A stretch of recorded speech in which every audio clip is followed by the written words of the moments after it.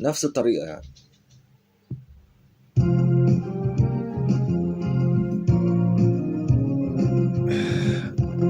دي أغنية لحنان ماضي،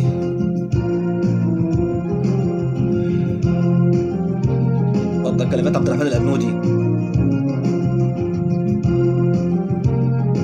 مطربة حنان ماضي يا جماعة، حد فاكرها؟ ما تدينيش تاني موعد وتقول ظروفك وظروفي، انت اللي شفتك لسه بعيد وانا اللي تعبت مجاديفي. ما تدينيش تاني موعد وتقول ظروفك يعني بيجيب الشعراء وظروفي، انت اللي القديمة شفتك اللي لسه بعيد أعمالهم لسه عايشة ما بيننا، وبنفكرها.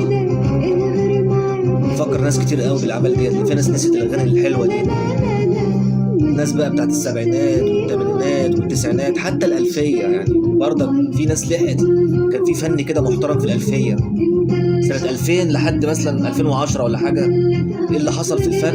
اتكعبل، اتبهدل.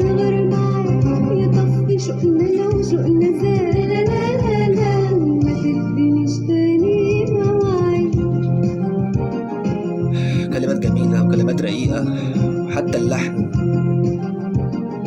جميل مناسب، بس ماشي على الصوت ازاي. يا ابو العيون تعرف تكذب لو حتى جاتني في الرؤيا، يا ابو العيون تعرف تكذب لو حتى جاتني في الرؤيا. هي الظروف ممكن تغلب اللي مصمم على اللقيا، يا ابو العيون تعرف تكذب لو حتى جاتني في الرؤيا، يا ابو العيون تعرف تكذب لو حتى جاتني في الرؤيا. هي الظروف ممكن تغلب اللي مصمم على اللقيا، وكل ما احاول اهرب عينك تقرب لبعيد. هي كمان اعتزلت، حبيبي كل ما فيك الطريق مسدود قدامها.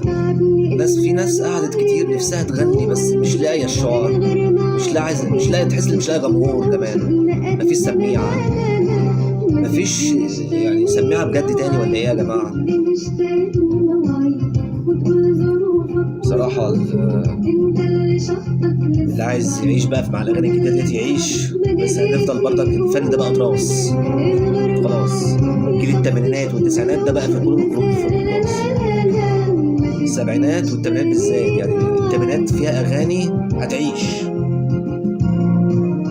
كفايه اغنيه مثلا ميال لعمرو دياب، حدوته مصريه لمحمد منير.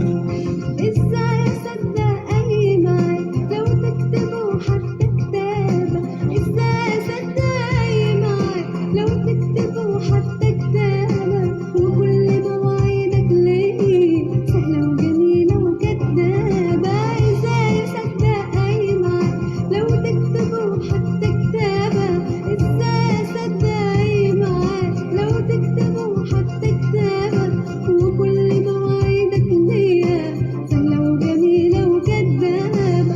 حيرتني في أمرك والله، قولي اغاني بتدي جميله، مواعيد ليه؟ إذا شمس مواعيدك ضلة هاخدنا هنعمل بيه. ذكريات جميله يا جماعه وهنفضل عايشين معاها.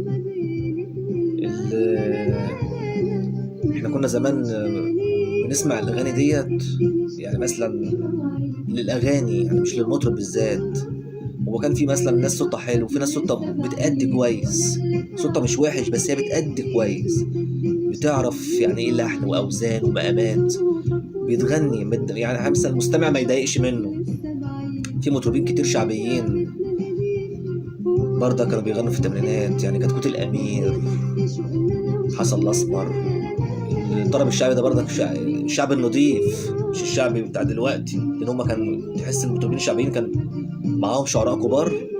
يعني بليغ حمدي عمل اغاني شعبيه، عبد الرحيم منصور عمل اغاني شعبيه، عبد الرحمن الابنودي برضك عمل اغاني شعبيه لفنانين مطربين شعبيين. المطربين الشعبيين زي عدويه كده ومحمد رشدي والعزبي، ده اللي قصدي عليه. عدويه، حسن الاسمر، حكيم، ده شعبي.